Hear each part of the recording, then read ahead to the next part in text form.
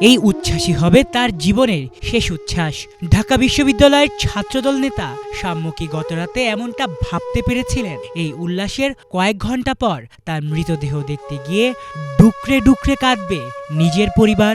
ভাগ্যের নির্মম পরিহাস বোধ হয় একেই বলে। আসলে কি হয়েছিল সাম্যর সঙ্গে?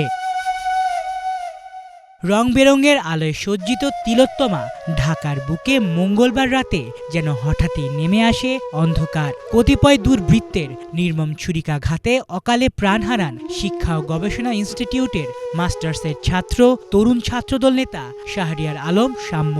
ক্যাম্পাসে বন্ধুদের সঙ্গে আড্ডা শেষে বেশ রাত করেই মোটরসাইকেলে বাড়ি ফিরছিলেন তিনি। পথেই ঘটে অনাকাঙ্ক্ষিত সেই ঘটনা। তার বাইকের সাথে ধাক্কা লাগে আরেকটি বাইকের। এরই জের ধরে সাম্যর পথরোধ করে ওই বাইক সহ আরো কয়েকটি বাইকে থাকা দুর্বৃত্তরা।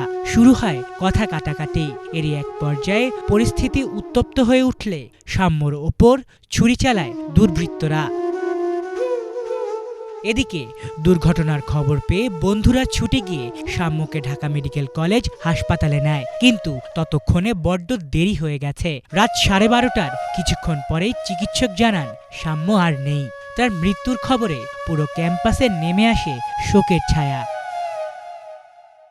এরই মাঝে সাম্যর এই হত্যাকাণ্ডে সংশ্লিষ্টদের দ্রুত বিচারের আওতায় আনার দাবি জানিয়েছেন ছাত্রদল নেতারা।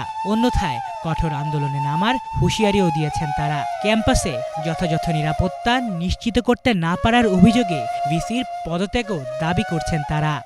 সরকার যদি কোনো ব্যবস্থা না নেয়, আমরা সরাসরি সেই সরকারের পদত্যাগের দাবিতে ছাত্রদল রাজপথে নামবে। এই প্রশাসন ঢাকা বিশ্ববিদ্যালয়ের সাধারণ শিক্ষার্থীদের নিরাপত্তা দিতে চরমভাবে ব্যর্থ হয়েছে। এভরি লাইফ ম্যাটার্স, সেই লাইফটা যেটাই হোক। ছাত্রদল করে দেখে কি তাকে আপনারা কি অসম্মান জানাতে পারেন?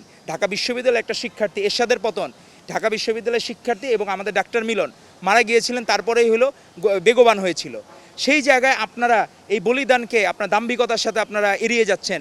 তো এটি আমাদেরকে ভাবায় আমরা আমাদের ভাইয়ের হত্যার বিচার কি আসলেই পাবো কিনা, কিন্তু আমাদের প্রতিবাদের ভাষা অব্যাহত থাকবে। সিরাজগঞ্জের ছেলে সাম্য স্যার এফ.এ. রহমান হলের শিক্ষার্থী ছিলেন। হলের সাহিত্য প্রকাশনা সম্পাদকের দায়িত্ব পালন করে আসছিলেন বহুদিন ধরে। জুলাই বিপ্লবেরও অন্যতম সাহসী যোদ্ধা এই শিক্ষার্থী। আলিফ চৌধুরী, বাংলা ভিশন, ঢাকা।